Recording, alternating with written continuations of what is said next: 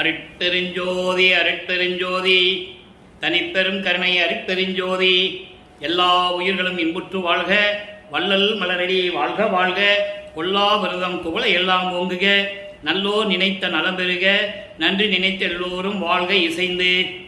உலக மக்களே, அறிவார்ந்த அன்பர்களே, ஆன்மநேய ஒருமைப்பாடுடைய அன்பர்களே, அருட்பெருஞ்சோதி ஆண்டவருடைய திருவிளையாடல்களை பார்த்து கொண்டிருக்கிறோம். அருட்பெருஞ்சோதி ஆண்டவர் தான் ஆதியும் அந்தமில்லா தோன்றிய இறைவன். பிரபஞ்சத்திலே சுயமாக தோன்றிய இறைவன் அருட்பெருஞ்சோதி ஆண்டவர். அதன் பிறகு பதத்தலைவர்களை படைத்து பிரம்மன், திருமால், ருத்திரன், மகேஸ்வரன், சதாசிவம் போன்ற பதத்தலைவர்களை படைத்து அவங்களுக்கு தேவையான தத்துவங்களை கொடுத்து, உலகங்களை கொடுத்து, படைக்கும் தொழிலை கொடுத்து, 5 தொழில்களையும் படைத்தல், காத்தல், அழித்தல், மறைத்தல், அருளல் 5 தொழில்களையும் கொடுத்து இந்த பிரபஞ்சத்தை இயக்க வைத்தார்கள் அருட்பெருஞ்சோதி ஆண்டவர். அப்போ இந்த சைவ சமய தலைவர்களும் சிவபெருமானும் சரி, பிரம்மனும், திருமாலும், ருத்திரனும் அவங்க வைஷ்ணவ சமயத்தை உருவாக்கினார்கள். இவர்கள் சைவ சமயத்தை உருவாக்கினார்கள். பல பெயர்களிலே அழைத்து கொண்டு சைவ சமயத்தை சேர்ந்தவர்கள் இறைவனை பல பெயர்களில் அழைத்து கொண்டிருந்தார்கள். அவர்களுடைய கர்த்தாக்களை, அவங்களுடைய தலைவர்களை சிவபெருமான் என்றும், நடராஜன் என்றும், சொக்கநாதன் என்றும், மாசிலாமன் என்றும், தியாகராஜன் என்றும் எவ்வளவோ பெயர்களை வைத்து அழைத்துக் கொண்டிருந்தார்கள். அதே போல வைஷ்ணவ சமயத்தை சேர்ந்தவர்கள் பல பெயர்களை வைத்துக் கொண்டிருந்தார்கள். பிரம்மன், திருமால், இந்திரன் போன்ற வைஷ்ணவ சமயத்தை சேர்ந்தவர்கள். இதே போல கௌவாரம், முருகன், விநாயகன், காணாபத்தியம், சௌரம், சூரியன், சாகதம், அம்மன், இப்படி பல சமய தலைவர்களை வைத்துக்கொண்டு, மார்க்கங்களையும் வைத்துக்கொண்டு மக்களை வழிபட செய்து விட்டார்கள். இந்த பிரபஞ்சம் தோன்றிய காலத்திலிருந்தே 4 யுகங்களிலும், திரேதயுகம், துவாரயுகம், கலியுகம், 4 யுகங்களுக்கும் ஆயுள் காலம் உண்டு. ஏற்கனவே அந்த விளக்கத்தை நாம் பார்த்திருக்கிறோம். அந்த ஆயுள் காலம் முடிந்தவுடனே அந்த மார்க்கங்கள் முடிந்துவிடும். கிரேத யுகத்திலே கலங்க மார்க்கம், திரேத யுகத்திலே திராவக மார்க்கம், துவாபர யுகத்திலே நவநீத மார்க்கம். அங்கதான் இவனுக்கு கிருஷ்ணனுக்கு, திருமாலுக்கு 9 அவதாரம் அங்கதான் நடக்குது துவார யுகத்தில்.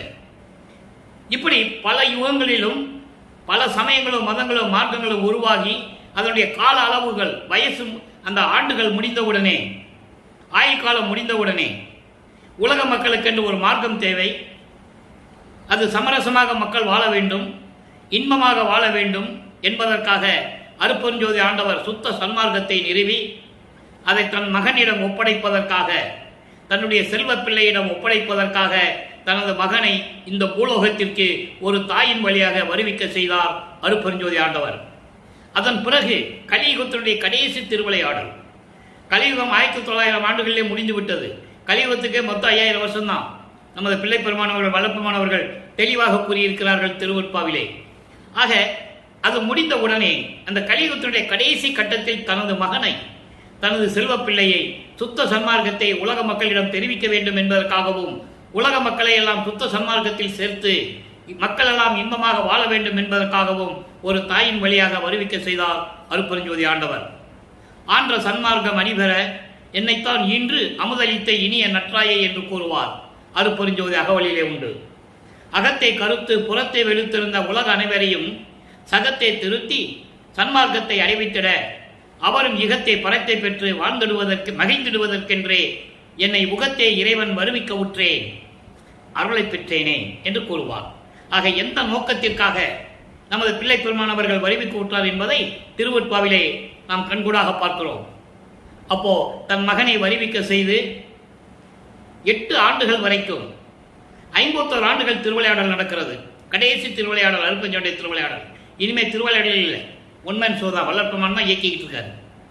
அப்போ அந்த நிலையில் இருக்கும்போது 1823 ஆண்டு தொடங்கி 30/1/1874 இரவு 12 மணி வரையும் 51 ஆண்டுகள் திருவிளையாடல் நடக்கிறது. இந்த 51 ஆண்டுகளை 8 பிரித்து தன் மகனுக்கு எப்படியெல்லாம் அருளை கொடுத்தார். முதலிலே தன் மகனை சமயங்களிலும் மதங்களிலும் மார்க்கங்களிலும் இருக்க செய்தார். நல்லா புரிஞ்சுக்கணும். நீங்க ஒரு தாயின் கருவறையிலே இருக்கும்போது தன் மகனுக்கு அருளிய அருட்பெருஞ்சோதி ஆண்டவர் வெளிச்சம் காட்டியது, அருள் அமுதம் கொடுத்தது, இப்படியெல்லாம் அருள் செய்த இறைவன் அதன் பிறகு மகனுக்கு மறைப்பு நிலையை உருவாக்குகிறார். மறைப்பு மறைப்பு நிலையை உருவாக்கிய பிறகு இவர் வருவிக்க உற்ற பிறகு 8 ஆண்டுகள் வரையிலும் எந்த விதமான அருளையும் தன் மகனுக்கு கொடுக்கவில்லை அருட்பெருஞ்சோதி ஆண்டவர். அதன் பிறகு 9வது ஆண்டிலே வருவிக்க உற்று 9வது ஆண்டிலே ஆண்டாறு 3 ஆண்டில் ஆட்கொண்ட அருள்கடலே என்று கூறுவார். 6வது 3வது ஆண்டிலே 6ஓடு 3வது ஆண்டிலே முன்னம் என்னை ஆட்கொண்ட இறைவனே என்று கூறுவார். ஆக 9வது ஆண்டிலே ஆட்கொண்ட பிறகு மகனே நீ என்னால் வருவிக்க உற்றவன் என்ற நிலையை மட்டும் அறிவித்துவிட்டு அவருக்கு மறைப்பு நிலையை கொடுத்துவிட்டு செல்லுகிறார். முன்பருவம் பின்பருவம் காட்டி உனக்கு அருள்வேன் மகனே, கவலைப்படாதே, பூலோகத்தில் இருப்பாயாக என்று சொல்லி மறைந்து விடுகிறார். அதன் பிறகு நமது பிள்ளை பெருமான் அவர்களுக்கு ஞானம் கிடைக்கிறது. பாடல் பாடுகின்ற ஞானம், இறைவனை வழிபடுகின்ற ஞானம், இதெல்லாம் கிடைக்கிறது. ஆனால் மெஞ்ஞானம் இல்லை, சுத்த சன்மார்க்கம் அப்போ அவருக்கு தெரியாது. அந்த மறைப்பு நிலையில் அவர் இருந்து கொண்டிருக்கிறார். இதை மட்டும் நீங்கள் மனசில் நல்லா கவனிக்கவும் வச்சுக்கணும். அப்போது இந்த சமயங்களும் மதங்களும் மார்க்கங்களும் சூழ்ந்திருந்த காலகட்டத்தில் இவரும் திருநீறு பூசிக்கொள்ளுவார், சிவபெருமான் என்று சொல்லுவார், நமச்சிவாய் என்று சொல்லுவார், சிவாயனம் என்று சொல்லுவார், மாசிலாமணி என்று சொல்லுவார், தியாகராஜ பெருமான் என்று சொல்லுவார், நடராஜன் என்று சொல்லுவார், எல்லாம் சொல்லுவார். சொல்லிதான் ஆகணும், காலத்தின் கட்டாயம். ஏன்னா அந்த சமயங்களும் மதங்களும் மார்க்கங்களும் சூழ்ந்திருந்த அந்த காலகட்டம் அது. நல்லா புரிஞ்சுக்கணும் நீங்க. இப்போ திருவருள் முறையீடு உருவாகிறது. வல்லப்பெருமான்கள் வருவிக்க உற்று 9வது ஆண்டிலிருந்து 12 ஆண்டுகளுக்குள் என்ன நடந்தது? திருவருள் முறையீடு உருவாகிறது. 232 பாடல்கள். ஒவ்வொரு பாடலிலும் எப்படி முறையீடு செய்கிறார் என்பதை தான் நாம் படிப்படியாக பார்த்து கொண்டிருக்கிறோம். இன்று 95வது பாடல், 1ஆம் திருமுறை, பதிகம் 6, திருவருள் முறையீடு. இது முடிந்தவுடனே 13வது ஆண்டு வருவிக்க உற்று 13வது ஆண்டில் என்ன நடக்கிறது?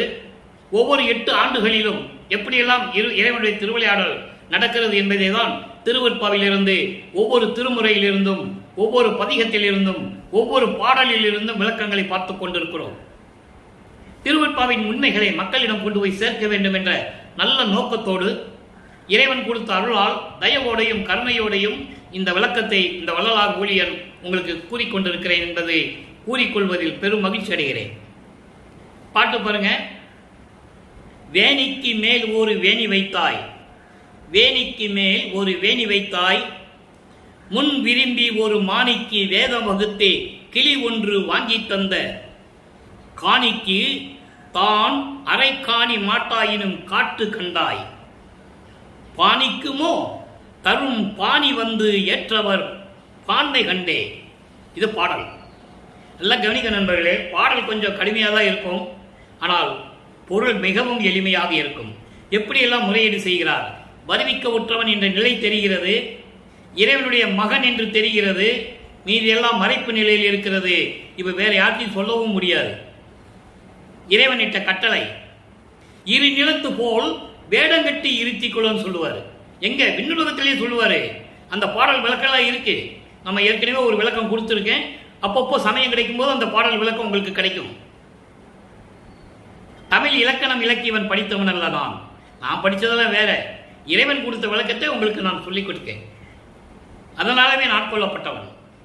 இப்போ வேணிக்கு மேல் ஒரு வேணி. வேணி என்பது சடைமுடி.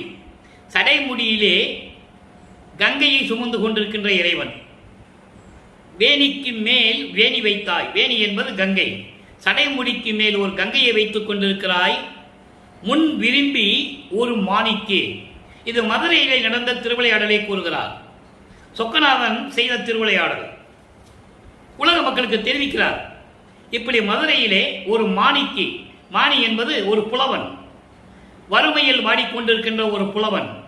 அந்த புலவனுக்கு பொற்காசு கிடைக்கும்படி நீ திருவிளையாடல் செய்தாய். ஒன்று வாங்கி தந்த காணிக்கு தான் அரை காணி மாட்டாயினும் காட்டு கண்டாய். இந்த பாடலுடைய பொருள் பாருங்க. சடைமுடிக்கு மேல் ஒரு கங்கையை வைத்துக் கொண்டிருக்கும் இறைவா, முன்னொரு காலத்தில் மதுரை மாநகரிலே, கூடல் மாநகரிலே, வரகுண பாண்டியனுடைய அரசவையிலே அரசாட்சி செய்து கொண்டிருக்கும் போது அந்த கோயிலிலே பாட்டு படிக்கின்ற ஒரு தருமி என்ற புலவனுக்கு அவனுடைய வறுமையை போக்குவதற்காக ஒரு திருவிளையாடல் செய்தாய். பாட்டெழுதி கொடுத்தாய். அவனுக்கு பொற்காசுகள் கிடைக்க வேண்டும் என்பதற்காக. அப்படியெல்லாம் நீ அருள் செய்தாய். அந்த அரசனையும் காப்பாற்றினாய், மானத்திலிருந்து காப்பாற்றினாய் ஒரு புலவனிடமிருந்து. என் பாட்டிற்கு இந்த பாண்டி நாடு அடிமையாக வேண்டும் என்று அரைக்கூவிலிட்ட புலவனிடமிருந்து அந்த அரசனையும் அந்த அரசாட்சியும் காப்பாற்றினாய். அதில் அரை நொடியாவது கொஞ்சமாவது இப்படியெல்லாம் நீ அருள் செஞ்சில, அதில் கொஞ்சமாவது ஒரு கொஞ்சம் சிறிது அளவாவது அணு அளவாவது எனக்கு உனது அருளை காட்ட மாட்டாயா? யார் யாருக்கோ நீ அருள் செய்தாய், திருவிளையாடல் செய்தாய், என்னையும் திருவிளையாடல் செய்து வருவிக்க செய்து விட்டாய். எதற்கென்று தெரியவில்லை. எதற்காக என்னை வருவிக்க விட்டாய், எதற்காக வருவிக்க செய்தாய் என்று இன்னும் எனக்கு புரியவில்லை. பூலோகத்தில் இருமகனை என்று சொல்லி மறைந்து விட்டாய். நீ எனக்கு அந்த இதில் ஒரு அரைக்கண அளவு கூட, ஒரு அணு அளவு கூட எனக்கு உதவி செய்ய மாட்டாயா? எனக்கு அருள்வதற்கு காலம் தாமதமாகுமோ? என்னை ஆட்கொள்ளுவதற்கு காலம் தாமதமாகுமோ? உன்னை அடைந்து வணங்குகின்றவர்களின் தன்மையை கண்டுதான் அருள்வாயோ? அவங்களுடைய தன்மையை கண்டுதான், அவங்களுடைய செயல்பாடை கண்டுதான் நீ அருள்வாயோ? அந்த தகுதி எனக்கு இல்லையா? கேட்கிற அந்த தகுதி எனக்கு இல்லையா? விரைவில் வந்து அருள்வாயாக என்று சொல்லி முறையீடு செய்கிறார். ஆக ஒரு திருவிளையாடலை சொல்லி, பிரபஞ்சத்தில் நடந்த ஒரு சிவபெருமானுடைய திருவிளையாடலை சொல்லி, அவனால் வருவிக்கு உற்ற நானும் தெருவில் நிற்கின்றேன், எனக்கு ஏன் வந்து அருளவில்லை என்று இறைவனிடம் முறையீடு செய்கிறார். அதான் திருவருள் முறையீடு. இப்போ இந்த திருவருள் முறையீடு செஞ்ச பிறகு சீக்கிரம் வந்து எனக்கு அருளை கொடுக்கணும்னு சொல்றாரு. இப்படிதான் காலங்கள் ஓடிக்கிட்டு இருக்கு. 12 ஆண்டுகள் வரைக்கும். 13ஆம் ஆண்டு தொடங்குகிறது. அவர் திருவொற்றியூர் செல்லுகிறார். இதை வந்து நம்ம ஏற்கனவே எத்தனை பதியத்தில், 11 பதியத்தில் பார்த்துட்டோம். நம்ம திருவொற்றியூரில் 11 பதியத்தில் பார்த்துட்டோம். என்னென்னலாம் பாடினாரு, எப்படிலாம் முறையீடு செஞ்சார் பார்த்தோம். திருவொற்றியூருக்கு போய் எந்த பிரயோஜனம் இல்லை. இப்போ அவர் மனம் திருமுல்ல வயலுக்கு கொண்டு செல்லுகிறது. மன அலை பாயுது. எப்படியாவது இறைவனை பார்க்கணும்னு சொல்லி திருமுல்ல வயல் போறாரு. ஒருவேளை அங்கே போனால் ஏதாவது கிடைக்குமோ அப்படின்னு சொல்லி போறாருன்னு சொல்றதை விட அவருடைய தந்தை அருப்பெருஞ்சாண்டவர் தள்ளுறார், மகனை போக சொல்றாரு. ஏன்னா எல்லாமே பார்க்கணுமே. அப்போ திருமுல்ல வயலில் என்ன நடக்குது? அருளியல் வினாவல் என்ற பதிகம். அறிவியலியல் வினாவல் 10 பாடல் மொத்தம். ஒவ்வொரு பாடலையும் எப்படி அருமையாக சொல்வார்கள் நம்ம பார்த்துருக்கோம். 3 பாடல், இன்னைக்கு 4வது பாடல். எப்படி இறைவனை முறையீடு செய்கிறார்? திருமுல்ல வயலில் போறார். இங்கே திருவொற்றியூரில் ஒன்று நடக்கலன்னு சொல்லி திருமுல்ல வயலுக்கு போறார். கங்கை அஞ்சடை கொண்டு ஓங்கும் செங்கனியே, கண்கள் 3 ஓங்கும் செங்கரும்பே, மங்கள் இல்லாத வன்மையே, முல்லை வாயில் வாழ் மாசிலாமணியே. முல்லை வாயில், அந்த ஊர் பேரு முல்லை வாயில் பேரு. அதுக்கப்புறம் திருமுல்லை வாயில் பேர் வந்தது. முல்லை வாயில் வாழ் மாசிலாமணியே. இப்போ திருவொற்றியூரிலே தியாகராஜ பெருமான் சொல்லுவார். இப்ப பேர் மாறுது, திருமுல்ல வாயில மாசிலாமணின்னு சொல்றாரு. இப்படிதான் சமயங்களும் மதங்களும் ஒரே பெயர் கொண்ட இறைவனை பல பெயர்களை அழைத்துக் கொண்டிருந்தார்கள். மக்களையும் அதே மாதிரி சொல்ல வச்சாங்க. இந்த நிலைகள்லாம் மாறணும் தான் இவர் வருவிக்க விட்டுறார். அது பின்னால்தான் நம்ம பார்க்க போறோம். அப்ப மாசிலாமணிகிட்ட என்ன சொல்றாரு? கங்கையை தலையில் சூடிய இறைவன், 3 முக்கண்கள் உடைய நெற்றிக்கண் உடைய இறைவன், மங்கள் இல்லாத வன்மையே. மங்கள் என்பது குறையாத அருள் வளம் கொண்ட இறைவன், பிரகாசமாக இருக்கின்ற இறைவன் சொல்றார். அதான் மங்காத இறைவன். அப்படிப்பட்ட இறைவன் திருமுல்லை வாயிலில் இருக்கின்ற மாசிலாமணியே, துங்கனின் அடியை துதித்திடேன் எனினும், புனிதமான திருவடிகளை நான் வணங்காவிட்டாலும் கூட. எப்படி சொல்றாரு பாருங்க, உன்னுடைய புனிதமான திருவடியை நான் வணங்காவிட்டாலும் கூட நான் உனது தொண்டன். இதான் ஒரு பாடலை சொல்லுவாரு. ஏனாவன் எனினும் யான் அம்மை எண்ணின் அடியேன் என்று சொல்லுவார். நான் ஏற்கனவே உனக்கு அடியனாக இருந்தவன் தானே என்று சொல்லுவார். அப்போ உன்னுடைய தொண்டன் நான் வந்திருக்கேன். கோயில் வந்து அடைந்தால் உன்னை தேடி நான் இங்க வந்தா, அங்கதான் திருவொற்றியூருக்கு வந்தா நீ எதுவும் கொடுக்கல. நீ வாட்டுக்கு வந்த, பவனியை பார்த்த, நீ வாட்டுக்கு தெருவில் நின்றுட்டு இருந்த, நீ வாட்டுக்கு என்னை திரும்பி பார்க்காம ஓடிட்டு இருக்க. அந்த பாடலாம் பின்னால வரும். இப்போ திருமுல்ல வயலுக்கு வந்திருக்கேன். உன் இடத்துக்கு வந்திருக்கேன்ல, எங்கு வந்தாய், ஏன் வந்தாய், எதற்காக வந்தாய் என்று நீ கேட்கணும்ல. எங்கு வந்தாய், நீ யார், என்ன வேணும், இயம்பிடாது இருப்பதும் இயல்போ. உன் இடத்துக்கு நான் தேடி வந்திருக்கேன். எங்கே வந்த, நீ யாரு, நீ எதுக்காக வந்த அப்படின்னு கேட்காமல் இருப்பது உன் திருவருளுக்கு இயல்போ என்று கூறுகிறார். அன்பர்களே, நல்லா யோசனை பண்ணி பாருங்க, நினைச்சு பாருங்களேன். இறைவனால் வருவிக்க உற்றவன் என்ற நிலை தெரிகிறது, மீதி எல்லாம் மறைப்பு நிலையில் இருக்கிறது. இறைவனிடம் எப்படியாவது அருளை பெறணும் திருவொற்றியூரில் தினமும் போய் ரோட்டில் நிற்கிறாரு, வெளியே யார்ட்டையும் சொல்ல முடியாது. சரி, ஒருவேளை முல்லை வாயிலுக்கு திருமுல்லை வாயிலுக்கு போனால் தான் கிடைக்குமோ என்று சொல்லி அங்கேயும் போய் கேட்டார்.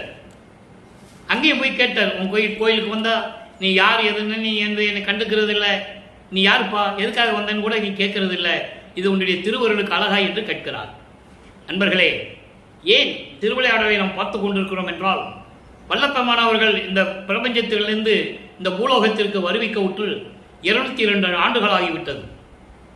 வல்லப்பெருமானுடைய இயல் நிலையையும் அவர் இறைவனுடைய குழந்தை மகன் என்ற ஒரு நிலையையும் அவர் அருளாற்றல் கொண்ட இறைவன் என்ற நிலையையும் உலக மக்களிடம் யாரும் கூறவில்லை. சொன்னாதானே தெரியும் மக்களுக்கு.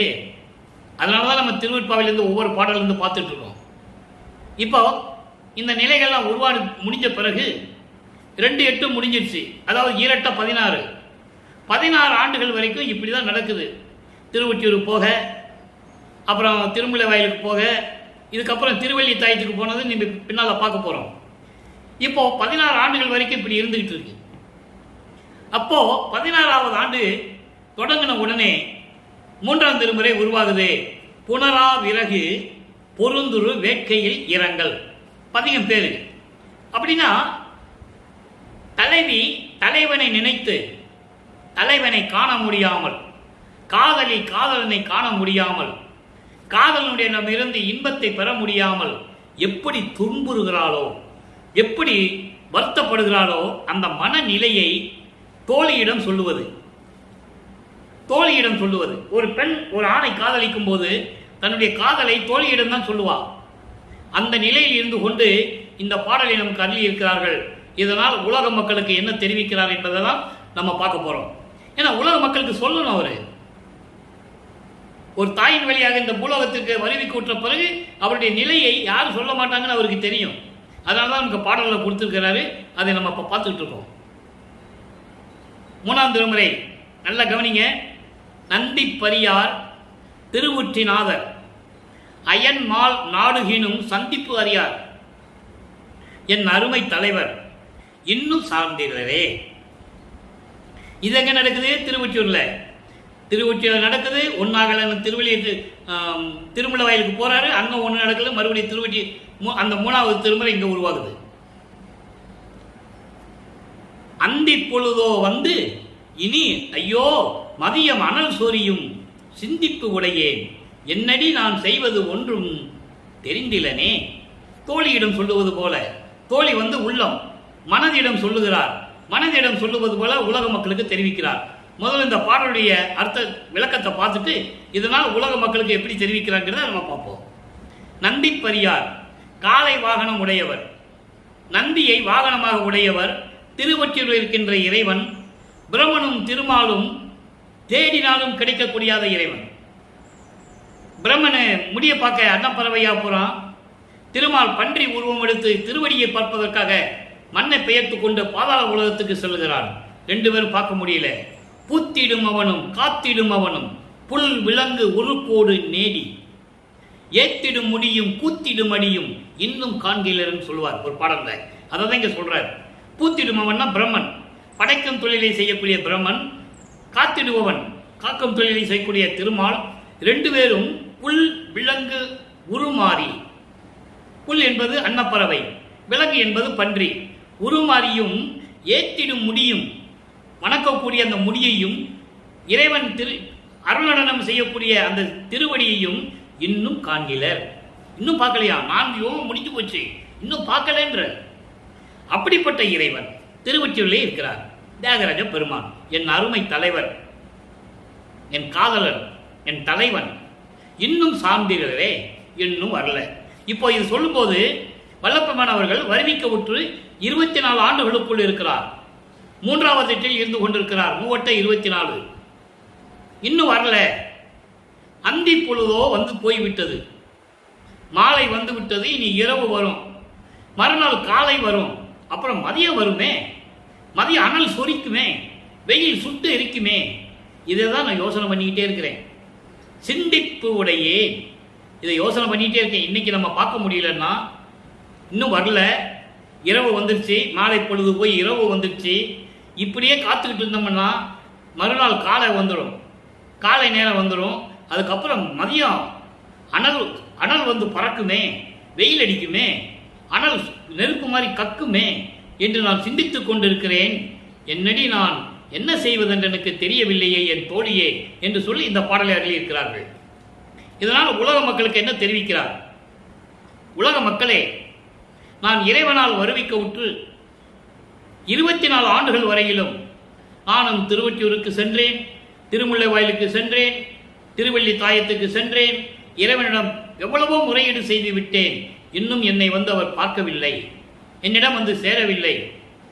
மாலை பொழுது வந்துவிட்டது, மறுநாள் காலை வருமே, மதியம் வருமே, அனல் அனல் வந்து பறக்குமே, நெருப்பு சுடுமே என்றெல்லாம் சிந்தனையில் இருந்து கொண்டிருக்கிறேன்.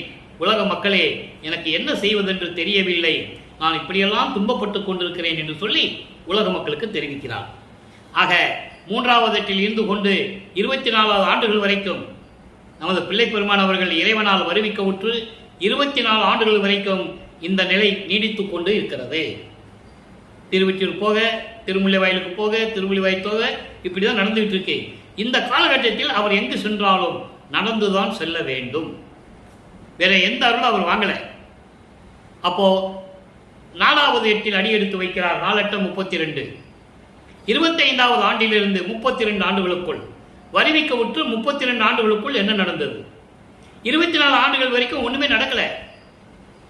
25வது ஆண்டு தொடக்கத்தில் இருந்து 32 ஆண்டுகளுக்குள் அந்த 8 வருஷம் என்ன நடந்ததுன்னா, அதில் முக்கியமான ஒரு விஷயம், ஒரு திருவிளையாடல், இறைவனுடைய திருவிளையாடல். தனக்கோடி அம்மையாருக்கு திருமாங்கல்யம் பூட்டி, அதாவது தாலி கட்டி மோட்ச வீட்டை காட்டி விமோசனத்தை கொடுத்தது. அது முக்கியமான ஒரு திருவிளையாடல்.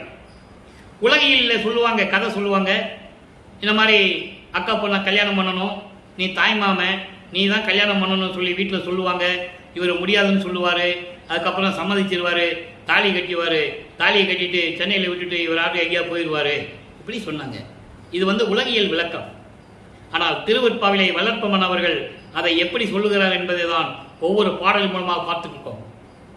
தனக்கோடி அம்மையாருக்கு மாங்கல்யம் பூட்டினது உண்மை.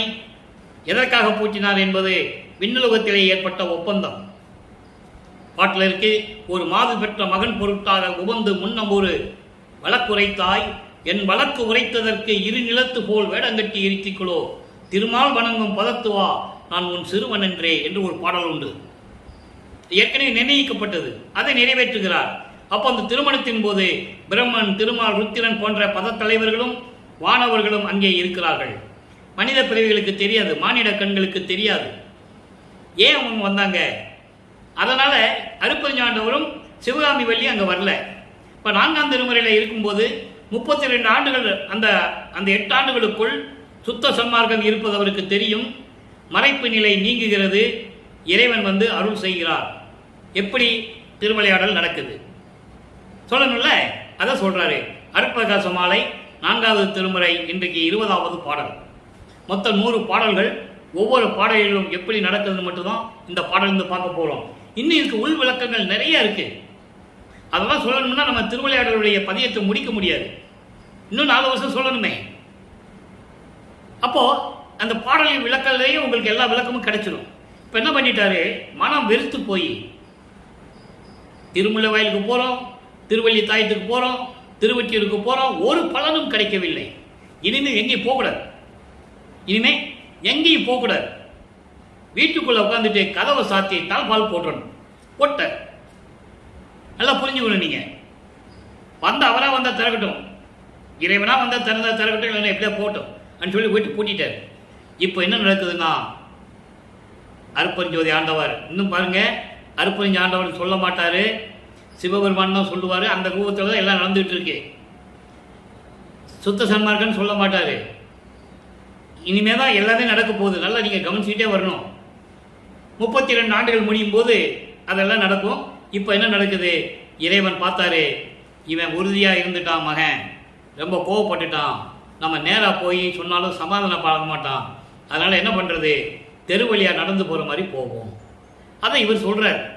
அவர் போய் காட்டுறாரு, பாதத்தை காட்டுறாரு, பாரு உனக்காக தெருவழியெல்லாம் நடந்து வந்தேன் அப்படின்னு காட்டும்போது மகன் தந்தையை பற்றி சொல்லுகிறார். நல்லா கவனிங்க. நீலாதி மூலம் என நின்றவனும் நெடுநாள் நேடியும் கண்டறியாத நின் அடிகள் வருந்த. எப்படிப்பட்ட திருவடிகள்? நீலாதி மூலம் என்பது திருமால், அதாவது பாகுபலி, மகாபலி என்ற ஒரு சக்கரவர்த்தி, அவனிடம் போய் 3 அடி மண்ணு கேட்கணும், 3 அடி இடம் கேட்கணும். அதான் வாமன அவதாரம். அதுக்காகவே ஒரு அவதாரம் வாமன அவதாரம். மகாபலி சக்கரத்திட்டு போய் 3 அடி கேட்கும்போது சரி நீ கொடுத்துறேன்ட்ட. அதான் உயரமா விஸ்வரூபம் எடுத்து நின்றது வாமன அவதாரம். அப்படிப்பட்ட திருமால் நெடுநாள் நேடியும் பல யுகங்களாக தேடியும் கண்டறியாத திருவடிகள். அதான் சொல்லுவாரே, நெடுமால் பன்றி என நெடுநாள் நேடியும் கண்டறியாத பூம்பாதங்கள் என்று சொல்லுவார். அதை தான் இங்கே சொல்றார். அப்படிப்பட்ட திருவடிகள் வருந்த, அப்படிப்பட்ட கால்கள் திருவடிகள் வருந்தும்படி ஆளா நான் இருக்கும் இடம் அது தேடி. இறைவனால் தனித்து விடப்பட்டவன் நான் சொல்றேன். தனியால என்னை விட்டுட்டு போயிட்டான், வருவிக்க செய்து விட்டு. அப்படி நான் தனியா ஒரு இடத்துல இருக்கும்போது நான் இருக்கும் இடத்தை தேடி நடந்து வந்து அணிக்கதவம் திறப்பித்து, என்னுடைய திருக்கதவு அழகான கதவை உள்ள தாழ்பால் போட்டேன், அவர் தான் வந்து திறக்கிறார் என்ற. அவரே வந்து திறந்து உள் அன்போடு, உள்ளத்திலோட அன்போடு மகனே என்று என்னை அழைத்து, வாளா நீ மயங்காதே மகனே, தேவையில்லாமல் வீணாக மனதை குழப்பி மன சஞ்சலப்பட்டு துன்பப்படாதே மகனே என்று என்னை அருகில் அழைத்து, இங்கு இதனை வாங்கிக் கொள் என்று எனது மலர் கையினில் கொடுத்தாய். இன்று இந்தா இப்போ ஒன்று வச்சுக்கோ. என்னது? அருள் கொடை. என்ன கொடைன்றதை நம்ம பார்த்துக்கிட்டே வரோம். இங்கு இந்த பூலோகத்தில் இதை முதல்ல நீ வாங்கிக்கோ என்று சொல்லி என் உள்ளங்கையிலே கொடுத்தாய், ஒரு அருள் கொடையை கொடுத்தாய். ஆக 32 ஆண்டுகள் வரைக்கும் தன் மகனை பார்க்காத இறைவன் இங்க வரார், வந்து அருள் கொடையை கொடுக்கிறார். இவர் வாங்கிட்டார். வாங்கிட்டு சொல்றாரு, கோலாய் என்பது எனக்கு உறவினாகி துணையாகி, அதாவது தந்தையாகி, எனக்கு தந்தையாகி என் உயிர் துணையாய் கிளர் மன்றில், ஆனந்த மன்றில், ஆனந்த சபையில், திருச்சிற்றம்பலத்தில் வேத கீத நடம் புரிகின்ற. வேத கீதம் என்பது தேவகான இசை என்று சொல்லுவார்கள். அப்படி நடனமாடி கொண்டிருக்கின்ற நாதமுடி பொருளே பரநாத நிலையில் இருக்கின்ற இறைவனே என்று சொல்லுகிறார். ஆக அன்பர்களே, 32வது ஆண்டில் ஏன் இது 32வது ஆண்டு வர்றாருன்னா, தனக்கொடி தாலி கட்டி அந்த பற்றை நீக்கணும். இவர் வரிமை கூட்டதனால் ஏற்பட்ட சொந்தம், உபசாரத்தால் பெற்ற ஒரு தாய் என்பால் கருவறையிலிருந்து வந்ததனால் ஏற்பட்ட சொந்தம். அந்த சொந்தத்தில் உருவான அந்த பெண்ணை மணந்து திருமாங்கல்யம் பூட்டி அந்த அம்மாவுக்கு விமோசனத்தை காட்டிட்டு அந்த பந்தத்தை முடிக்கணும். அதன் பிறகு சென்னையை விட்டு கிளம்புகிறார். அவர் சென்னையை விட்டு கிளம்பும் போது ஏம சித்தியை பெற்றுக்கொண்டார், தத்துவ சித்திகளை எல்லாம் பெற்றுக்கொண்டார். அதை நம்ம பாட்டில் பார்த்துட்டோம் ஏற்கனவே. நாங்கள் அந்த பிரசாத மாலையில் பார்த்தோம். திருநூறு வேண்டாம்னு சொன்னது, இனிமேல் நீ திருநூறு பூசாத அப்படின்னு இறைவன் சொன்னது எல்லாமே நம்ம பார்த்துட்டோம். ஏன்னா அதுக்கப்புறம் தான் சுத்த சன்மார்க்கத்தை கொடுக்கணும். சுத்த சன்மார்க்கத்துக்கு வரும்போது இதெல்லாம் இருக்கக்கூடாது. சமயங்களிலும் மதங்களிலும் மார்க்கங்களில் கூறப்பட்ட சங்கற்ப விகற்பங்கள் இருக்கக்கூடாது. அதனால தான் தன் மகனை படிப்படியாக கொண்டு வந்துட்டு இருக்காரு. ஆனா இங்க இருக்கிறவங்க என்ன சொல்றாங்க, நீ அப்படிதான் வரணும்னு சொல்றாங்க. அது கிடையாது, சத்தியமா கிடையாது. அவர் ஏற்கனவே என்ன சொல்றாரு விளப்பமான், எனக்கு காலம் இருந்தது, நான் இருக்க வேண்டிய கட்டாயம் இருந்தேன், எனக்கு அப்ப அற்பறிவு இருந்தது, என்னை இருக்க சொன்னார் என் தந்தை, இருந்தேன், வேண்டாம் என்று சொல்லிவிட்டார், இனிமேல் அது தேவையில்லை, நீங்கள் நேரடியாக சுத்த சன்மார்க்கத்து வாருங்கள் என்று சொல்லுவார். 202 வருஷமா சொல்லிட்டு இருக்கான். எல்கேஜி படிச்சுட்டு வா, ப்ரீகேஜி படிச்சுட்டு வா, +2 படிச்சுட்டு வா, டிகிரி படிச்சுட்டு வா, அப்படிலாம் கிடையாது. இப்போ வயசு தான் டைரெக்டாக படிக்கலாம், எல்லாம் படிச்சுட்டு தான் படிக்கணும்னு அவசியம் கிடையாது. டைரெக்டாக எம்ஏ எழுதலாம், ஓப்பன் யூனிவர்சிட்டி இருக்குது, தொலைதூர கல்வியெல்லாம் இருக்குது. அது அவங்க சொன்னதுக்காக சொல்கிறேன் நான். தேவையில்லை. சுத்த சன்மார்க்கம் எதையும் சாராத மார்க்கம். சமயங்களிலும் மதங்களிலும் மார்க்கங்களிலும் இருந்து தான் வரணும்னு அவசியம் இல்லை. அதை தெளிவாக சொல்லியிருக்காரு. ஆனால் மக்களை குழப்பி திசை திருப்புகிறார்கள் என்பதை வேதனையுடன் இங்கே பதிவு செய்ய கடமைப்பட்டிருக்கிறேன். தேவையில்லை. சுத்த சன்மார்க்கம் நேரம் வரணும். கொலையும் கொலையும் தவிர்த்திருக்க வேண்டும். அவன் தான் சுத்த சன்மார்க்கத்துக்கு வரணும், இல்லை வரக்கூடாது. இதை தெளிவாக சொல்றார் வல்லற்பெருமான். ஒத்தாரையும் இழிந்தாரையும் நேர்கண்டுன்றார் உத்தரஞான சிதம்பரம் மலையில. சுத்த சன்மார்க்கம் வந்தாச்சுன்னா வேறு எதுவும் இருக்கக்கூடாது. அந்த நிலையில் இருந்து கொண்டு இதை நமக்கு அருளியிருக்கிறார்கள். சுத்த சன்மார்க்கத்தை பெற்ற பிறகு என்ன நிலை உருவாகிறது? இப்போ இறைவன் வந்து மகனை ஆட்கொண்டு அவன் முன்னால் எழுந்தருளி அருள் கொடையை கொடுத்துக்கிட்டே இருக்கிறார். என்ன கொடையை கொடுக்கிறார்? கொடையை கொடுத்துட்டு பூலோகத்திலிருந்து அங்கே போயிட்டார். இப்போ இவர் திருப்பி கூப்பிடுறாரு, நீ வாட்டி கொடுத்துட்டு போயிட்ட, இது என்ன பண்ணுறது? சுத்த சன்மார்க்கத்தை நீ வந்து அங்கே வந்து வாங்கிக்கன்னு சொல்லிட்ட, நான் எப்படி வர்றது? நான் என்ன பண்ணணும்? சுத்த சன்மார்க்கம் உருவாகிறது 6ஆம் திருமுறை திருவருள் பேரு 10வது பாடல். நல்லா கவனிக்கணும். இது தருணம் நம்மை ஆளுவதற்கு. நல்லா கவனிக்கணும். மனதிடம் சொல்லுகிறார். உள்ளம் அலை வாய்ந்து, மனம் இது வரைக்கும் அலை வாங்கிக்கிட்டே இருந்ததுல இப்போ ஒரு நிலைக்கு வந்துடுச்சு. அப்போ மனசிடம் சொல்றாரு. மனதிடம் சொல்லுவது போல, உள்ளத்திடம் சொல்லுவது போல உலக மக்களுக்கு சொல்றாரு.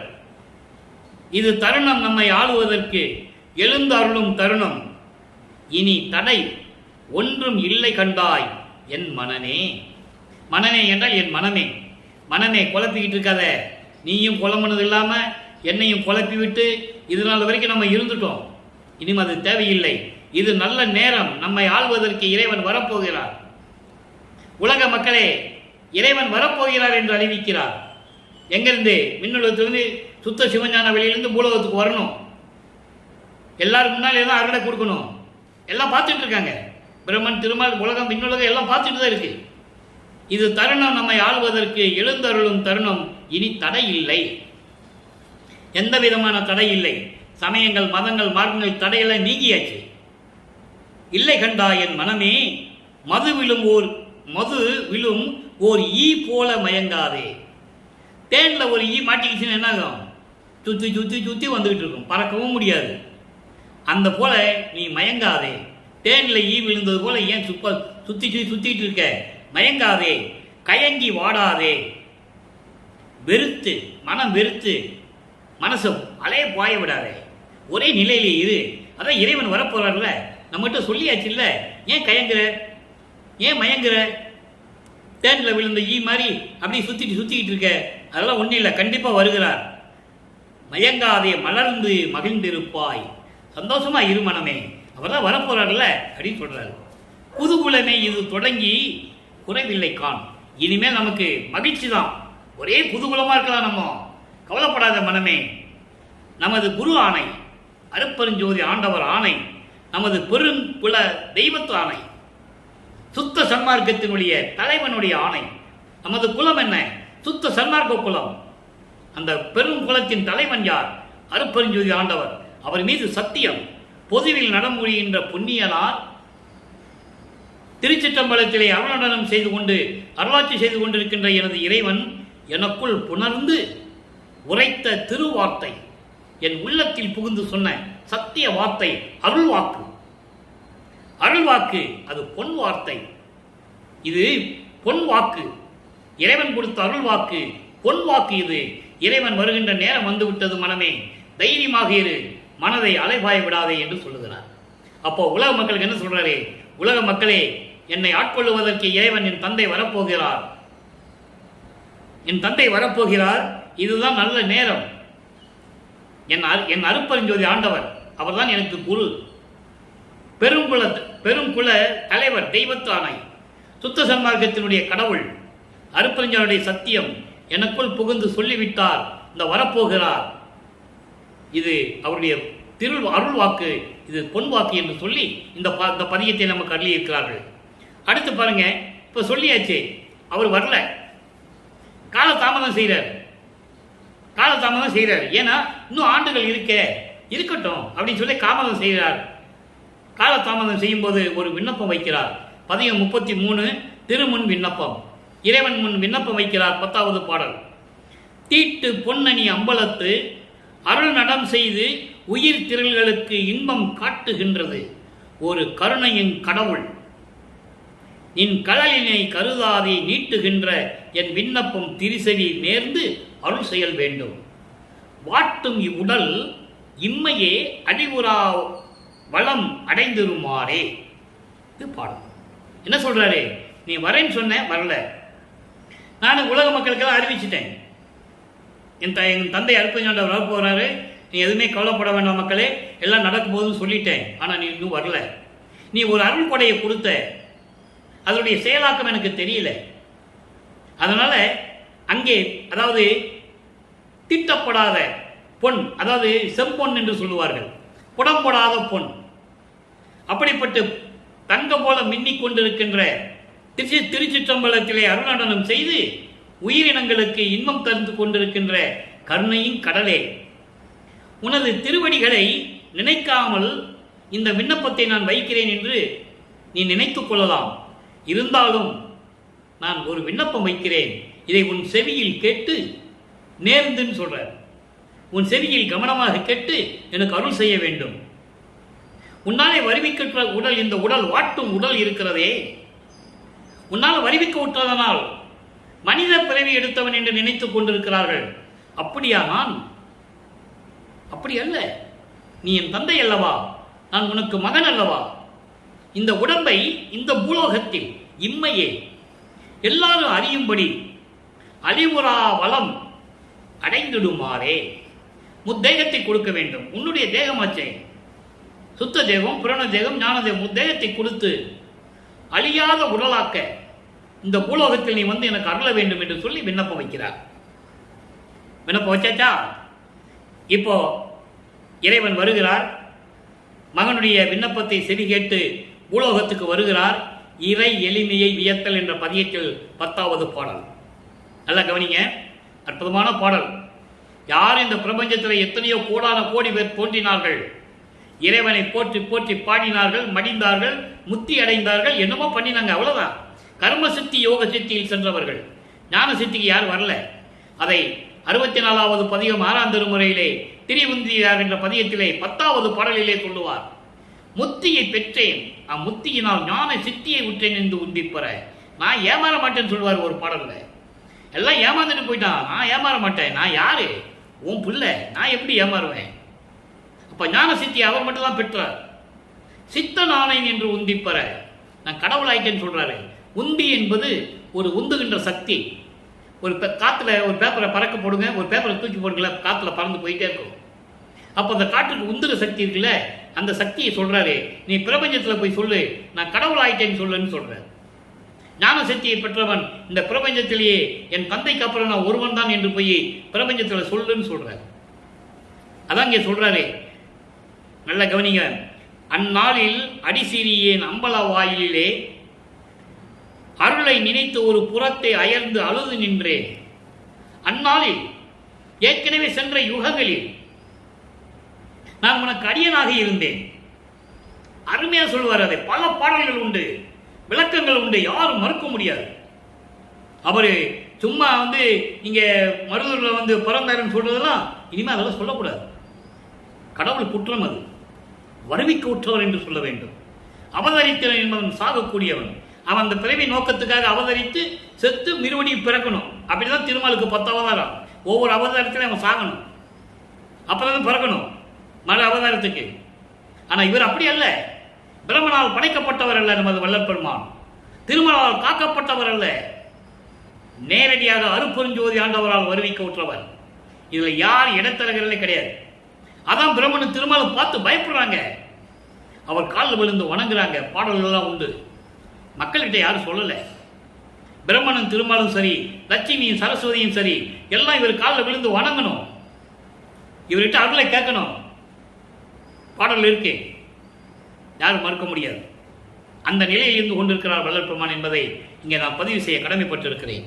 அந்நாளில் அடிசிறியேன் அம்பல வாயிலே அருளை பெறுவதற்காக ஒரு ஓரமா உட்கார்ந்துட்டு நான் அழுதுகிட்டு நின்று கொண்டிருந்தேன். சென்ற யுகங்களிலே அம்பல வாயிலே நான் நின்று கொண்டு அழுது கொண்டு நின்று கொண்டிருந்தேன். முன்னாளில் யான் புரிந்த பெரும் தவத்தால், அப்போ சமயங்களும் மதங்களும் மார்க்கங்களும் சூழ்ந்திருந்த காலகட்டம், நானும் அங்குதானே இருந்தேன். அப்ப நான் செய்த தவம், பெரிய தவத்தினால் எனக்கு முகம் மலர்ந்து மொழிந்த அருள்மொழியை நினைந்து, அந்த அருள் வாக்கை நினைத்து, அப்ப என்ன அருள் கொடுத்தாரு? மகனே, நீ பூலோகத்திற்கு போக வேண்டிய காலகட்டம் வந்து விட்டது. நான் எத்தனையோ பேரை படைத்தேன், யாரும் இந்த பிரபஞ்சத்தை ஒழுங்காக ஆட்சி செய்யவில்லை. சுத்த சன்மார்க்கத்தை உனக்கு கொடுக்க போகிறேன், அதற்காக உன்னை பூலோகத்திற்கு அனுப்ப போகிறேன் என்று ஏற்கனவே வாங்கி நிர்ணயிக்கப்பட்டது. அதை சொல்றாரு இங்க. அந்த நான் செஞ்ச தவத்தால எனக்கு அருள் வாக்கை கொடுத்து, அந்த சென்னாலே எதிர்பார்த்தே பண்ணாலும் கழித்தேன். அப்போ அந்த பசுமையா அந்த அருள் நாளை நினைத்து, பொன்னான நாளை நினைத்து நான் மகிழ்ந்து கொண்டிருந்தேன் சொல்லுவார். நான் அங்கே தானே இருந்தேன், உங்ககிட்ட தானே இருந்தேன் அப்படின்னு சொல்லி எல்லாமே உரையாடி தான் இங்கே வராங்க, பூலோகத்துக்கு வராங்க. அதை இங்கே சொல்றாரு. முன்னாளில் நான் புரிந்த பெரும் தவத்தால் எனக்கு முகமலர்ந்து மொழிந்த அருள்மொழியை நினைந்து, அந்த அருள் வாக்கை நினைத்து நான் பல நாட்களாக அந்த பொன்னான நாள் எப்போ வருமோ என்று நான் காத்து கொண்டிருந்தேன், மகிழ்ந்து கொண்டிருந்தேன், சிந்தை மலர்ந்து இருந்தேன், உள்ள மகிழ்ந்திருந்தேன். அந்த செல்வமிகு திருநாள் இந்நாளே. இப்பதான் அது நிறைவேறியிருக்கு. சுத்த சன்மார்க்கத்தை கொடுத்துட்டேன், எல்லா சக்தியும் கொடுத்துட்டேன், எல்லா அருளையும் கொடுத்துட்டேன். இந்நாள் ஆதலினால் எனக்கு அருள்வீர் என்றேன். நீ அன்னைக்கு சொன்ன, அதை இன்னைக்கு கொடுன்னு நான் சொன்னேன். சொல்லுவதற்கு முன்னாலேயே, நான் சொல்லி வாய் மூடுவதற்கு முன்னாலேயே எனக்கு அருளை கொடுத்து விட்டாய் என்று சொல்லுகிறார். என்பதன் முன் அளித்தீர் நும் அன்பு உலகில் பெரிதே. உன்னுடைய அன்பு இருக்கே, என் மேல கொண்ட அன்பு உலகத்தை விட பெருசுன்ற. சரி, இப்ப அதை சொல்லிட்டாரு. இப்போ உலக மக்களுக்கு உண்மையை சொல்லணும். உண்மை கூறல் 10வது பாடம். நல்ல கவனிங்க. கருத்து உரைக்கின்றவர் கழித்து உரைக்கின்ற காலை இது என்றே கருத்து உள்ளறிந்தேன். கருத்து உரைக்கின்றவர் கழித்து உரைக்கின்ற காலை, அதாவது இந்த சமயங்களையும் மதங்களையும் மார்க்கங்களையும் சூழ்ந்து கொண்டு இருந்தவர்கள், அந்த நெறிகளை பற்றி பேசுகின்றவர்கள் மகிழ்ந்து சொல்லக்கூடிய ஒரு நேரம் வந்துவிட்டது. அப்படின்னு என்ன அர்த்தம்? இனிமே இது தேவையில்லைன்னு அர்த்தம். சமயங்களும் மதங்களும் மார்க்கங்களும் சார்ந்தவர்கள் மகிழ்ந்து சொல்லக்கூடிய ஒரு நேரம் வந்து விட்டது. எப்படி? இனிமேல் நாம் சுத்த சன்மார்க்கத்தை பெற்றுக்கொள்ளப் போகிறோம், இதெல்லாம் தேவையில்லை என்று மகிழ்ந்து கொண்டிருக்கிறார்கள். அந்த நேரம் வந்துவிட்டது. அந்த நேரம் வந்துவிட்டது என்று என் எண்ணத்தில் உள்ளத்தில் அறிந்தேன், அந்த நோக்கத்தை அறிந்தேன். எல்லாம் மாறிக்கிட்டு இருக்காங்க. அப்போ அப்படி அறிந்து கொண்ட நான் நிறுத்து உரைக்கின்ற பல நேர்மைகள் இன்றி நீடு ஒளி பொது நாடகம் புரிவீர். அதாவது இதையெல்லாம் அறிந்து சொல்லுகின்ற உண்மைகள் எல்லாம் பலவாக இருந்தாலும் இல்லாவிட்டாலும் சரி, நீ நீடு ஒளி பொது நாடகம் புரிகின்றீர். நீடு ஒளி என்பது திருச்சிற்றம்பலத்திலே பேரருள் ஒளியாக இருந்து கொண்டு திருவிளையாடல் செய்து கொண்டிருக்கிறேன். எல்லாமே சமயங்களையும் மதங்களையும் மார்க்கங்களையும் விட்டு வர்றதுக்கு ரெடியாக இருக்கிறாங்க, தயாராக இருக்கிறாங்க. நமக்கு நல்ல நேரம் வந்துருச்சுன்னு சொல்லிட்டு இருக்காங்க. அப்படி இருந்து கூட நீ அங்கே நின்றுக்கிட்டு நீ திருவிளையாடல் செய்து கொண்டிருக்கிறாய். விரைவில் வா, இறங்கி வான்னு சொல்றாரு. செறித்து உரைக்கின்றவர் தேர்வதற்கு அறியீர். சினம் கொண்டவர்களுக்கு அறிவதற்கு அறியான நிலையில் கொண்டிருக்கின்ற இறைவன். சிற்சபையில் என்னை சேர்ந்திடல் வேண்டும், நீ என்கிட்ட வரணும்னு சொல்றாரு. அறுத்து உரைக்கின்றேன், இறுதியாக சொல்றேன், முடிவாக சொல்றேன். நான் பொறுத்திட மாட்டேன். இனிமே என்னால் பொறுக்க முடியாது. அருப்பரிஞ்சோதியர் ஆணை நுண்மீதே என்று சொல்லி இந்த பாடலை எழுதியிருக்கிறார்கள். பாடலின் மைய கருத்து என்னென்றால், உண்மையை சொல்றார் அப்பா கிட்ட. இங்க பாரு, சன்மார்க்கத்தை கொடுத்துட்ட, சுத்த சன்மார்க்கம். சமயங்களிலும் மதங்களிலும் மார்க்கங்களிலும் இருந்துட்டு வெளியே வர்றவங்க ரெடியா இருக்கிறாங்க, அவங்க சந்தோஷப்பட்டு இருக்காங்க. இதுதான் நல்ல நேரம், நம்ம எல்லாரும் போய் சுத்த சன்மார்க்கத்தில் சேர்ந்துக்கோன்னு சொல்றாங்க. நீ என்ன பண்ற? அங்க உட்கார்ந்துக்கிட்டு பேரருள் அந்த சித்த சிவஞானியில் இருந்துக்கிட்டு நீ திருவிளையாடல் செஞ்சுக்கிட்டு இருக்க, நீ வா, சீக்கிரம் வா, உன் மேலே எல்லாம் கோபமாக இருக்கிறோம். சினம் கொண்டவர்களுக்கு அறிவதற்கு அறியே, அவங்களுக்கெல்லாம் நீ அறிவதற்கு அறியாத கடவுளாக இருக்கிறே, சிற்சபையை என்னை சேர்ந்திடல் வேண்டும், சீக்கிரம் வா, முடிவா சொல்லிட்டேன், அதான் அறுத்து உரைக்கின்றேன் என்றார். இனிமேல நான் சொல்றதுக்கு ஆள் இல்லை, முடிவா சொல்லிட்டேன், தீர்க்கமான சொல்லிட்டேன், சீக்கிரம் வந்து என்னை ஆட்கொள்ள வேண்டும், இனிமேல் நான் பொறுக்க மாட்டேன், அருப்பெருஞ்சோதி ஆண்டவரே உன் மீது ஆணை என்று கூறுகிறார். சரி, இவ்வளவு சொல்லியாச்சுல்ல, இப்போ அவர் வரணும். வர்றார். மகன் ரொம்ப கோபமாக இருக்கிறன்னு சொல்லிட்டு அவர் பூலோகத்துக்கு வராரு. அந்த பதிகம் 38 வரம்பில் வியப்பு 10வது பாடல். கரு முதல் கருவாய், கருவினுள் கருவாய், கரு எல்லாம் காட்டும் ஒரு கருவாய். எவ்வளவு அற்புதமாக சொல்றாருன்னு நீ கவனிச்சுட்டே வரணும். விளக்க நான் தரேன். குரு முதல் குருவாய், குரு எல்லாம் கிடைத்த கொள்கையாய், கொள்கையோடு அளவாத அரு முதல் அருவாய், அல்லாவாய் அப்பால் அருப்பெருஞ்சோதியாம் தலைவன். எப்படி இருக்கிற தலைவன்? எல்லாத்துக்கும் கடந்து அப்பால் இருக்கின்ற தலைவன் அருப்பெருஞ்சோதி, சுத்த சன்மார்க்கத்தின் தலைவன் என்று சொல்லுகிறார். அதாவது பிரபஞ்சத்தில் இருக்கின்ற எல்லா உயிர்களுக்கும் உயிராக, உயிர் இனங்களில் உள்ளத்தில் விளங்குகின்ற இறைவனாக, ஐம்பூதங்களை ஆட்கொண்டு இறைவனாக, நிலம், நீர், நெருப்பு, காற்று, ஆகாயம், இப்படி ஐம்பூதங்களுக்கும் தலைவனாகவும், குரு முதல் குருவாய், அருப்பெருஞ்சோதி ஆண்டவராகவும், முதல் இறைவனாகவும், குரு எல்லாம் கிடைத்த கொள்கையாய், சுத்த சன்மார்க்க நெறி கிடைத்த, சுத்த சன்மார்க்க நெறி கொண்ட இறைவனாகவும், அதே நோக்கத்திற்காகவும் கொள்கையாக வைத்துக்கொண்டு அரு முதல் அருவாய், அருவமாகவும் அருவமாக இல்லாமலும் அதற்கு அப்பால் அருப்பெருஞ்சோதியாம் ஒரு தலைவன், சுத்த சமஞான வெளியில் இருக்கின்ற தலைவன். இப்படியெல்லாம் இருக்கின்ற இறைவன் மருவி என் உள்ளத்தில் புகுந்தனன், அவன் தன் வன்மையை தடுப்பவர் யாரே. இது வரைக்கும் விண்ணப்பங்கள் வைக்க அவர் பூலோகத்துக்கு வராமல் இருக்கிறது எல்லாம் பார்த்துக்கிட்டு வந்தோம். இப்போ தெளிவாக சொல்லிட்டார்.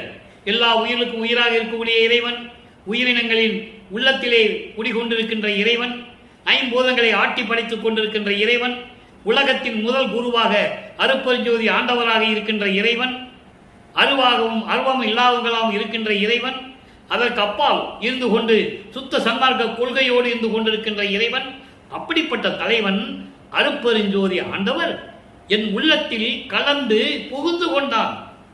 அவனை யார் தடுக்க முடியும்? சொல்லிட்டாரா? இப்போ எப்படி வந்து உள்ளம் புகுந்தார்? கடைசி பாடல் இன்னைக்கு 39வது பதிகம், உள்ளம் புகுந்த திறம்பியத்தல் 10வது பாடல். விளக்கம் பாருங்க, ரொம்ப அற்புதமாக இருக்கும். கருவியோடு கரணமெல்லாம் கடந்து கடந்து, கருவியோடு கரணமெல்லாம் கடந்து கடந்து, அதன் மேல் காட்சியெல்லாம் கடந்து, அதன் மேல் காணாது கடந்து, ஒரு நிலையில் அனுபவமே உருவாகி பழுத்த உணர்ச்சியினும் காணாமல் ஓங்கும் ஒரு பெருவெளியில். இதெல்லாம் ஒரே பொருளுடைய வரிதான். இறைவனுடைய நிலையை சொல்றாரு. எப்படி? கருவியோடு, ஐம்புலன்களோடு, ஐம்புலன்களோடு, அந்த கரணங்களோடு, ஐம்புலன்கள் கண், காது, மூக்கு, வாய், மெய், அந்த கரணங்களை கடக்க வேண்டும். இது ஆன்ம தத்துவம். இந்த தத்துவங்களை எல்லாம் கடந்து கடந்து நிலம், நீர், நெருப்பு, காற்று, ஆகாயம், இந்த ஐம்பூதங்கள், அந்த கரணங்கள், ஐம்பொறிகள், இப்படி கடந்து கடந்து அதன் மேல் காட்சியெல்லாம் கடந்து, ஒளி, ஒளி, சுவை, நாற்றம், உணர்வு, இப்படி இந்த கண்ணேந்திரங்களையும் கடந்து கடந்து கடந்து எல்லாம் கடந்து, அதன் காட்சியெல்லாம் கடந்து, அதன் மேல் காணாமலும் கடந்து. அப்போ அதுக்கு மேல போனாலும் பார்க்க முடியல இறைவனை. அப்படி நிலையில் இருக்கின்ற ஒரு நிலையில் அனுபவமே உருவாகி சுத்த சிவ வெளியில் உருவாகி, அதான் ஒரு நிலையில் அனுபவம் என்று சொல்லுகிறார். சுத்த சிவஞான நிலையில் அனுபவம் உருவாகி, அந்த அனுபவ உணர்ச்சியினும் காணாமல் ஓங்கும், அப்படியும் பார்க்க முடியல அவரை, காணாமல் ஓங்கும் ஒரு வெளியில், சுத்த சிவஞான வெளியில் மருவியதோர் மேடையிலே வயங்கிய, மருவியதோர் மேடை, அந்த மேடை தான் 16வது நிலை. சரிய கிரிய யோகம் என 12 நிலைகளை கடந்து, சமயங்கள், மதங்கள், மார்க்கங்கள், நெறிகளை எல்லாம் விட்டு அவற்றையெல்லாம் கடந்து 13வது நிலையாகிய ஞான சரியை, ஞானக்கிரியை, ஞானத்தில் யோகம், ஞானத்தில் ஞானம். 16வது நிலை தான் கடவுள் நிலை அறிந்து அம்மையமாகின்ற நிலை. அதுதான் மணிமேடை என்று சொல்லுவார். மருவியதோர் மேடையிலே, அப்படி ஒரு சுத்த சிவஞான நிலையிலே வழங்கிய திருவடிகள். இறைவன் திருவடி எங்கே இருக்கிறான்னு சொல்றார் நண்பர்களே, வேற ஒன்றும் இல்லை. இறைவன் எங்கே இருக்கிறாரு, அவன் திருவடி எங்கே இருக்குன்னு சொல்றார். இதையெல்லாம் கடந்து, இந்த தத்துவங்களையெல்லாம் கடந்து, இப்படியெல்லாம் ஒரு நிலையில் இருக்கின்ற இறைவனுடைய திருவடிகள் என்னை தேடி மலர்த்தி வந்து மண்ணிலே கால் பதித்து, இந்த பூலோகத்திற்கு வந்து மண்ணிலே கால் பதித்து வந்து என் கருத்து அனைத்தையும் வழங்கினை இன்புறவே. நான் மகிழோடு இருக்க வேண்டும் என்பதற்காக எல்லா அருளையும், நான் நினைத்ததையெல்லாம் எப்படி எண்ணியது என் மனம் இங்கு எனக்கு அப்படி அருளிய அருப்பெருஞ்சோதின்னு சொல்லுவார். எப்படி விளைந்தன என் மனம் இங்கு எனக்கு அப்படி அருளிய அருப்பெருஞ்சோதின்னு சொல்லுவார். எண்ணிய நான் எண்ணியவாறு எனக்கு அருளும் தெய்வம் சொல்லுவார். திருவடி நிலையில ஒரு பதியத்தில் சொல்லுவார். அப்ப எப்படியெல்லாம் நான் நினைத்தனோ அப்படியெல்லாம் எனக்கு அருளை கொடுத்த இறைவன் என்று சொல்லுகிறார். ஆக பூலோகத்துக்கு எப்படி வராரு மகனை பார்க்கறதுன்றதை அவர் நிலையை சொல்லி, யாரும் பார்க்க முடியாத நிலையில் இருக்கின்ற இறைவன் சொல்லி, அப்படிப்பட்ட திருவடிகள் மண்ணிலே கால் பதித்து கால் வலிக்க என்னை தேடி நடந்து வந்து என் எண்ணத்தில் இருக்கின்ற எல்லாவற்றையும் பூர்த்தி செய்து எல்லாரையும் கொடுத்து விட்டாய். அப்படிப்பட்ட இறைவன் நான் மகிழ வேண்டும் என்பதற்காக, சந்தோஷமாக இருக்க வேண்டும் என்பதற்காக கொடுத்து விட்டாய். குருமணியே, என் அரசே, எனக்கு இது போதாதா? எனக்கு இது போதாதா? அப்படி இருந்தும் கூட கொடும் புலையேன் குடிசையிலும், நான் இருக்கின்ற குடிசையில கூட குலவி நுழைந்தனையே, மகிழ்வோடு நுழைந்தனையே, என் உள்ளம் என்னும் குடிசையிலும் நுழைந்தனையே என்று சொல்லுவார். எப்படி? வானிருக்கும் பிரம்மரும் நாரணரும் பிறரும் மாதவம் பன்னாட் புரிந்து மணிமாட நடுவே தேன் மலரின் மேல் பனிக்கரையினுடைய திருவடிகள் சேர்த்து செப்பி அருளுக என வரிந்திடவும். எவ்வளவு அருமையா சொல்வார் தெரியுமா? நான் இருக்கும் குடிசையிலே பழிந்து நுழைந்து நல்ல திருளமுதம் நல்கியதன்றியும் உள்ளம் எனும் குடிசையிலும் முகந்து நுழைந்து அடியேன் உள்ளம் எனும் சிறு குடிசையிலும் நுழைந்தனேன்னு சொல்லுவார். இதான் முதல் பாடல். உள்ளம் புகுந்து திறமையத்தில் முதல் பாடல். அப்படி எல்லாருமே தவம் இருக்கிறாங்க. பிரம்மன், திருமால், ருத்திரன் முதல் எப்படி சொல்றாங்க, உன்னை பார்க்க முடியலன்னு சொல்லி பல ஆண்டுகள் யுகங்கள் தவம் இருக்கிறாங்க. அதுக்கப்புறம் என்ன பண்றாங்கன்னா, மலர்களாலும் பவளங்களாலும் அலங்கரிக்கப்பட்ட ஒரு இருக்கையை, ஒரு பீடத்தை வச்சு இதுல உன் காலாவது வைப்பான், உன் திருவடியை சேர்த்து செப்பி அருளுக என செப்பி வரிந்திடவும், உன் திருவடியாவது வைய, நான் அதையாவது கும்பிடுறோம் அப்படின்னு வரிந்திடவும், நான் இருக்கும் குடிசையிலே வலிந்து நுழைந்து, அதோடு மட்டும் இல்லாமல் நல்ல திருளமுதம் அருளமுதம் கொடுத்து என் உள்ளம் என்னும் குடிசையிலையும் ஊன் என்னும் குடிசையிலையும் குலவி நுழைந்தனேன்னு சொல்லுவாரு. அதை தான் இங்கே சொல்றாரு, அப்படிப்பட்ட குடிசையிலும் குலவி நுழைந்தனையே. ஆக அன்பர்களே, எப்போ வருவிக்க உற்று ஆண்டிலிருந்து தொடங்கி எப்படியெல்லாம் இறைவன் திருவிளையாடல் செய்யாமல் இருந்தார் என்பதையும், படிப்படியாக தன் மகனை எப்படி கடத்தி கொண்டு வந்து சுத்த சன்மார்க்கத்தை கொடுத்து சமயங்களையும் மதங்களையும் மார்க்கங்களையெல்லாம் நீக்கி எப்படியெல்லாம் அருள் செய்தார் என்பதையும் இதுவரையில் பார்த்திருக்கிறோம். இன்னும் திருவிளையாடல் தொடரும். 51 ஆண்டு திருவிளையாடல்களை ஒரே நாளில் சொல்ல முடியாது. படிப்படியாக ஒவ்வொரு பாடல் மூலமாக தான் சொல்லணும். 202 ஆண்டுகளாக வல்லற்பமானவர்கள் வரிவிக்கூற்றும் கூட ஒருத்தர் இந்த நிகழ்வுகளை சொல்லவே இல்லை. இன்னும் முக்கியமான திருவிளையாடலாக இருக்கு. கோர்ட்டுக்கு போனது, அங்கே ஜட்ஜுக்கு காட்சி கொடுத்தது, தீர்ப்பு எப்படி வந்துச்சு, அதெல்லாம் நம்ம பின்னால் பார்க்க போகிறோம். தர்மசாலையை கட்டியிலிருந்து நம்ம அதில் பார்க்க போகிறோம். படிப்படியாக தான் நம்ம பார்த்துட்டு இருக்கோம். அதெல்லாம் இனிமேல் வர வேண்டிய காலகட்டங்கள் இருக்கிறது. மனசில் வச்சுக்கங்க. தர்மசாலையை எப்படி இறைவனுடைய அருளால் கட்டினார், எப்படி சபையை கட்டினார், எப்படி அந்த மஞ்சக்குப்பை கோர்ட்டில், கடலூரில் மஞ்சக்குப்பை கோர்ட்டில் கேஸ் போட்டாங்க, இவர் எப்படி போய் அங்கே ஜட்ஜுக்கு காட்சி கொடுத்து அந்த கேஸ் ஒன்றும் இல்லாமல் ஆச்சு. இதெல்லாம் நிறைய இருக்குது, இன்னும் நிறைய இருக்குது. அதை நம்ம போக பார்க்க போகிறோம். அப்போது இந்த நிலையில் இருந்து கொண்டு அன்பர்களே, நீங்கள் சுத்த சன்மார்க்கத்தில் இணைந்து நீங்கள் உருவ வழிபாடு செஞ்சு சமயங்களையும் மதங்களையும் மார்க்கம் என்பதை வரணும்னு அவசியம் இல்லை. யார் சொன்னாலும் கேட்காதீங்க, நிறைய வரலாம். சுத்த சன்மார்க்கத்தில் விளக்கம் என்ன, அதே நிறைய இருக்கு. அதெல்லாம் சொல்றதுக்கு நமக்கு இன்னும் நேரம் பத்தாது. அதெல்லாம் சொல்ல வேண்டிய காலம் இருக்கு, சொல்லுவோம். கொலையும் புலையும் தவிர்க்க வேண்டும், உயிர்களை கொலை செய்வது, மாமிச உணவுகளை எடுத்துக்கொள்வதெல்லாம் நிறுத்தணும். உருவ வழிபாடை நிறுத்தணும். ஜோதியை வழிபடணும். மண் அகல் விளக்கிலே தீபமேற்றி அருட்பெருஞ்சோதி அருட்பெருஞ்சோதி தனிப்பெருங்கனை அருட்பெருஞ்சோதி என்று வணங்கும் போது, மகாமந்திரம் சொல்லும் போது நீங்க சுத்த சன்மார்க்கத்தில் இருக்க வேண்டும். சமயங்களிலும் மதங்களில் கூறப்பட்ட சங்கற்ப விகற்பங்கள் இருக்கக்கூடாது. திருநூறு பூசுவது, பூ போடுவது, ஊதுவத்தி கொளுத்துவது, கற்பூரம் ஏற்றுவது, இலை போட்டு படையல் போடுவது, அதெல்லாம் இருக்கக்கூடாது. அது சுத்த சன்மார்க்கத்துக்கு உகந்ததல்ல. சுத்த சன்மார்க்கத்துக்கு நேர் விரோதமான செயல்கள் சொல்றாரு. அருட்பெருஞ்சோதி ஆண்டவரே, அற்புத ஆண்டவரே, இது தொடங்கி எக்காலத்தும் சுத்த சன்மார்க்கத்தின் முக்கிய தடைகள்னு சொல்லுவார். எனவே அந்த தடைகளை எல்லாம் நீக்கி இறைவனை வணங்கி இறைவனுடைய அருளை பெற்றுக்கொண்டு இந்த வையகத்திலே நீங்கள் வாழ்வாங்கு வாழ வேண்டும், நோயற்ற வழிபாடு வாழ வேண்டும் என்று இறைவனுடைய தயவாலயம் கருணையாலேயே வாழ்த்தி இந்த வள்ளலார் ஊழியன் விடைபெறுகிறேன். மீண்டும் நாளை சந்திப்போம். நன்றி, வணக்கம். அருட்பெருஞ்சோதி அருட்பெருஞ்சோதி தனிப்பெருங்கருணை அருட்பெருஞ்சோதி. மீண்டும் நாளையும் அருட்பெருஞ்சோதி ஆண்டவருடைய திருவிளையாடல் தொடரும்.